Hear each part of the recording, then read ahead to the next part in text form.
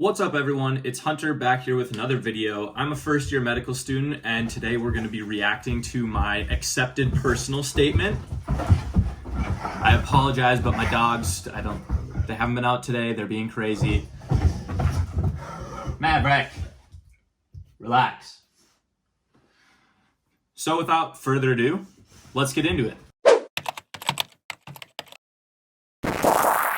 As of making this video, it's actually been 1 year since starting my YouTube journey, and a year ago I didn't even know that I was going to be going to med school. So I wanted to react to my very first ever video. It's just a little 4-minute clip of, me starting this YouTube channel. If you don't want to see that, the timestamp for when I'm going to react to my personal statement is on the screen now, but I'm going to go ahead and watch my first video. I actually haven't watched it since I posted it, so I'm going to react to it quick and then we'll get to the personal statement. What's up, guys? I've been thinking about doing this for a really long time, and if I don't just dive headfirst and do it, I probably won't. So you guys are seeing it here first. I'm starting a YouTube channel. At this point, I haven't really... Okay. Just to start off, this is so awkward. I know that I scripted this first video, and so you can tell there's multiple clips where I would memorize what I was gonna say and then say it into the camera, and that's the last video that I did that with because I hated the way that it sounds. It's just so monotonous, there's no energy. You can tell that I am a way different person than who's coming across now. Also, I wanted to comment on the hair. These luscious locks, still here, but a year later, look at the difference in growth. Anyways. Really put a whole lot of thought into it. I just know that I need to get started. So right now I'm thinking I'm going to do a little bit of lifestyle vlogging, definitely have some health and fitness content, definitely going to keep some clips of the pups in there as well. And as my life takes me in different directions and I get some feedback from my followers, even if there's just 2 of you, I'll steer the channel in that direction. All right, well now we're up to, as of this video, 285 subscribers. So thank you guys so much. It'd be really cool if we could triple that number by the end of the year, or by the end of this next year on YouTube. If you don't watch my videos at least 1.5 speed, I really apologize. It should be at least double speed, honestly, because I know I speak faster now because it's not scripted, but listening to this is just agonizing. I hate it. I hate watching myself, so I don't typically put a ton of time into editing because that's just listening to myself constantly, but this is cringy. Kind of cater to whatever you guys want to see. The main goal of starting a YouTube channel and making videos is just to learn a new skill and add to that jack of all trades toolbox that I've got going right now. To start with, I'm just going to be filming videos on my iPhone and enlisting in a little help to edit them in Adobe Premiere, or I might even just do it myself on my MacBook with iMovie. And then Does anyone really care? I don't know why I put that in here. I'm still filming on my iPhone. I'm using a free trial of Final Cut Pro, and every video you've ever seen has been edited solely by me. As far as the goal of the channel, that hasn't really changed much. I'm definitely learning new skills. I don't know that I've improved all that much, but a new goal for the channel now that I have started my med school journey is definitely inspiring and helping people that are kind of on a similar path or find themselves in a similar situation. I like to think that my content is catered towards those people that are having a tough time getting into med school and things like that. And I've had quite a few people reach out for mentorship opportunities, and I've been speaking on Zoom calls and emails back and forth with a few different students. So if that interests you, my email's in the description. You can hit me up for that. But overall, just still trying to continue build new skills, but also kind of develop a community of people that I can interact with, because it's fun to be able to share this med school journey with more people. I get better as a content creator, I might decide to upgrade I'm gonna speed this up and improve the quality of my videos as I learn more and more skills. I want you guys to be on the lookout for my upcoming videos. I'm going to try and keep on a posting schedule, so you can expect a video from me around 12 p.m. Central Standard Time. Shout out to my peeps in the Midwest, originally from Minnesota. And right now I have plans for kind of a day in the life video, a day of eating. I'll single out a workout and show you guys everything that I put myself through in the gym. I'm going to do a video with a little house/apartment tour, and then I think I'm also going to do a fun little video with some bios for Kaya and Maverick, my 2 dogs. If you guys have any So, I mean, those were all true. I did put out all those videos. I didn't quite stick to the schedule of posting every single week. There was some time like around the 6-month mark where I just wasn't consistent. But since I started med school, I've posted at least one video every week, and they're now being posted Monday evening. Sometimes I don't get the editing done on time, but usually right around 5:30 on Monday evenings. Anything specific in mind that you would like to have me show you or you want me to talk about, just drop it in the comments below. I'll be sure to read and respond to as many comments as I can. I want you to do the thing and tap that like button, subscribe, click the bell notification so you guys get notified when all my new videos come out and you can keep up with this new channel that I'm creating. This is definitely...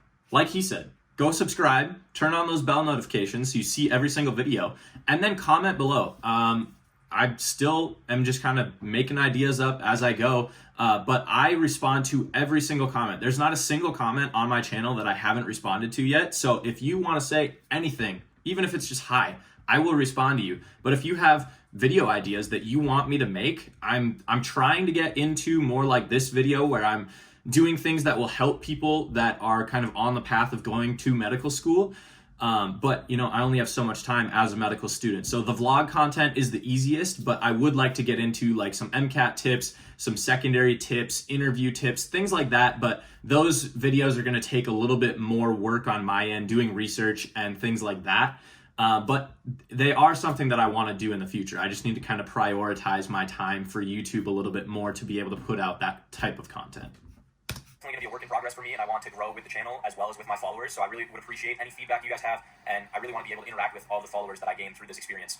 I have no goal of getting monetized. That's not why I'm starting this channel. If I did, it would probably just I do want to get monetized. help me cut down a little bit on the student debt that I currently have, but I mainly just want to do this channel to learn a new skill and keep improving in life. So with that, I'm going to sign off. There's Kaya. Maverick's looking out the window. You guys have a great weekend, and we'll see you next week. All right, I'm just about done editing my first video. As you can probably tell from my voice, I have caught the COVID. And after watching several video clips of myself over and over again, I can say that this is quite a cringy experience. Still true. Just absolutely retweet that. But it's something that I'm going to have to get used to, and hopefully things improve rather quickly from here on out. I want to give a shout out to my fans and followers, so I'm going to pick my favorite comment from this video and give that person a shout out along with the quote of their comment in the next video.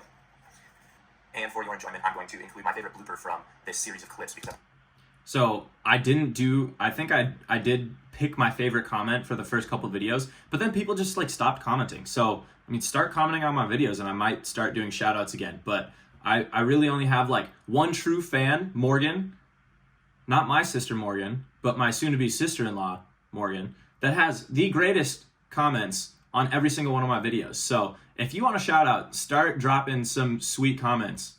I've watched it about 10 times and I've laughed out loud every single time. So I hope you guys have enjoyed this video as much as I hated editing it, and we'll see you next time. Say bye, Kaya. This is definitely going to be a work in progress for today. So that blooper was, it sounded like Kaya was laughing at me when I messed up, and then I just had to mock her. And then we got this sweet outro. All right, now it is time for what you all came here for. So I am going to figure out this recording here. Okay, now we have the personal statement that got me accepted into medical school up. I did apply to both DO and MD schools. This technically here is my DO personal statement. I ended up getting into a DO school. That's what I'm attending now. So that's the one I figured I would go through. But quick disclaimer, it's the exact same as the personal statement that I had on my AMCAS. So I didn't cater this at all toward DO schools. I actually wrote it for my AMCAS 2 cycles ago and then just reformatted it a little bit to include the updated things. So without further ado, here we go. When I was 7 years old, I started thinking about the career paths that I might want to follow. We were learning about firemen, police, lawyers, and doctors in school, so I started to ask my parents what they did. My dad was working in a granite quarry at the time, and my mom at a plastic surgery clinic in an administrative position. I began asking my mom about the different careers of the people she worked with, and when she told me about the doctors, I knew exactly what I wanted to do when I grew up. So part of that was that she told me about the anesthesiologist that sits in the corner of the room and makes the most money. And as a 7-year-old, I was like, that sounds sick. Definitely not the case, but it was what sparked my interest in medicine was just the money. And that's not what I wanted to put on my personal statement, so that I didn't include that here. But then as I learned more about the profession within medicine, that really turned me into dead set on becoming a physician. So by the age of 15, I undertook a number of part-time jobs, which allowed me to grow and learn about myself in terms of the type of person and I am and what kind of environment I would like to work in. A few of my favorites have been an adjunct instructor, bike mechanic, and personal trainer. These jobs taught me how to think critically and analytically, as well as importance of being meticulous, which has helped me in the pursuit of my ultimate goal, a career in medicine. So that's very true. I started working, my first job was when I was 15 as a dishwasher. And from then on, I mean, I've always been a hard worker. I find myself like way too ADD to have too much free time. So I always keep myself busy, whether it's with jobs, different hobbies, different passions that I'm pursuing at any one time. One of the jobs that was the most influential dealt with evaluating and repairing bikes. As a bike mechanic, I've been able to relate to the surgical side of medicine, though not as important as actual surgery. It gave me experience in diagnosing issues and performing surgery to fix them. This is very true. Let me finish reading this. While adjusting derailleurs, I discovered that attention to detail is extremely important when working with complex components that affect the functionality of a bicycle. It's a skill I learned to practice every day and was a major contributor to the successes I had on the job. The aspect of being a bike mechanic I enjoyed the most was mastering the parts of the bicycle and those functions that made it work, the anatomy and physiology of the bicycle, so to speak.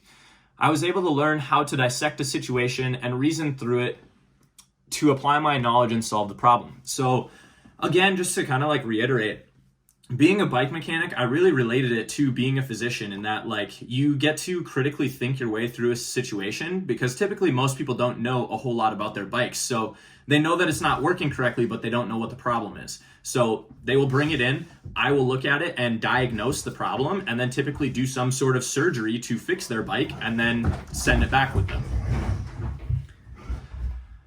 I've been fortunate enough to travel on 2 mission trips, one to Guatemala and one to Nicaragua, where I was able to explore several different types of medicine. In Guatemala, I was the anesthesia assistant, where I prepped IV bags and shadowed a number of surgeries in the areas of plastics, general, gynecology, and even ophthalmology.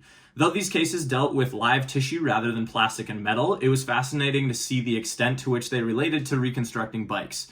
In Nicaragua, I experienced much more primary care. We set up mobile clinics in remote villages where patients were able to see doctors, dentists, and gynecologists for any issues they were experiencing and prescribed a remedy to fix their condition.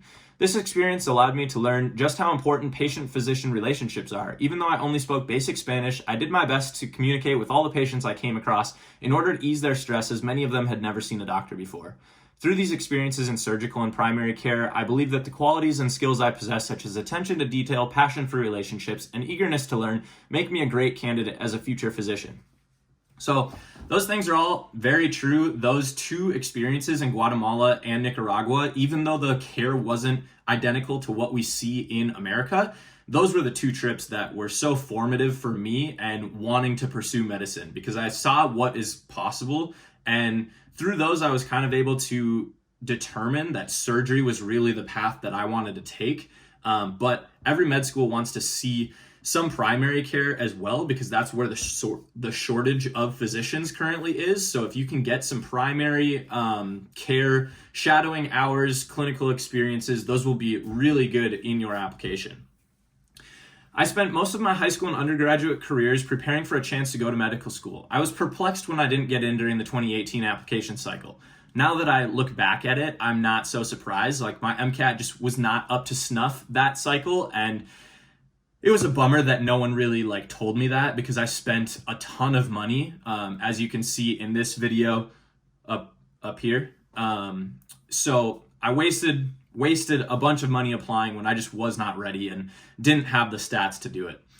I decided I would take a gap year to figure things out and try again. I enrolled in the MBA program at Creighton University from 2018 to 2019. I did so because I'm aware that a healthcare facility is just as much a business as it is a place for providing medical care. I wanted to bridge the gap in knowledge that exists between these 2 entities to be able to better communicate with administrators in my future role as a physician.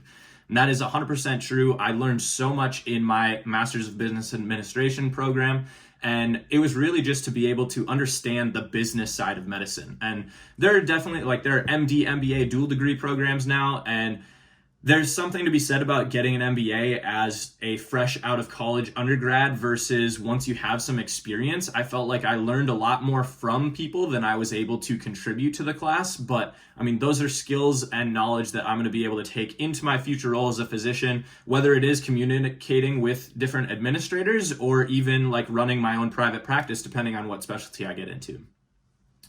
After a year of non-science courses, I felt that it would be beneficial for me to get another degree that would help me transition back into the rigorous science courses that medical school would entail. For this reason, I enrolled in the Master of Medical Anatomy program at the University of Nebraska Medical Center for the 2019-2020 school year. So I applied 3 times, and the first time was straight like to not have a gap year coming right out of college. And then I skipped a cycle because I felt like no med school would care if I got a business degree. So then what I just talked about there, it was the anatomy degree. It did exactly what I wanted to, transition me back into the science mode of studying, and definitely prepared me really well for med school and anatomy that I'm taking right now.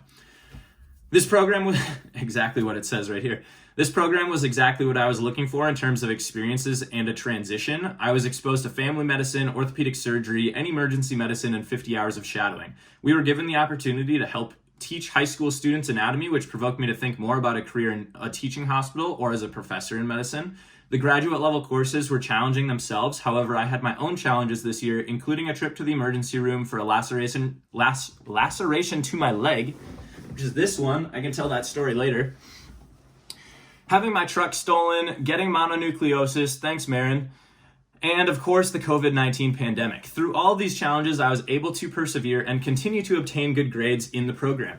So especially now that COVID is definitely part of the application cycle, most schools, either on their secondary or as part of your personal statement, you can include kind of how the pandemic has affected you, whether it be, obtaining shadowing hours, your school may have gone to a pass-fail curriculum. Any volunteer opportunities were affected. So there's definitely ways that you can kind of explain how the pandemic has affected you, because especially in different parts of the country, everyone was affected differently. And some people might be immunocompromised and not able to leave their house at all. And then it's really hard to get in all those experiences that are expected of applying medical students. Throughout my life, I had various jobs, volunteer experiences, and educational programs, and thoroughly enjoyed elements of all of them, such as service, leadership, learning, and challenging oneself. There's only one career, however, that encompasses all of those elements, and that's a physician. Though there have been many changes in life, from my hobbies to my jobs and even the people I surround myself with, the one thing that has remained constant is my desire to be a physician. And that's still true. It's all I want to do.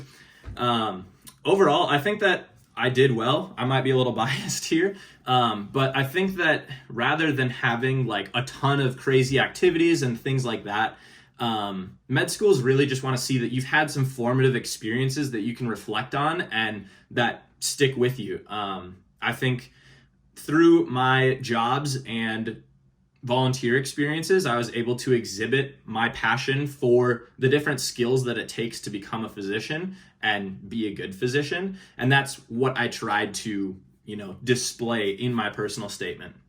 So if you found this helpful, please consider subscribing. I'm going to try and put out more content about like the application process, different tips and tricks to get you through it and get you into medical school, and then maybe even some of my study tips for doing well in medical school. Let me know in the comments what else you guys want to see, and I'm excited to see you guys in the next one.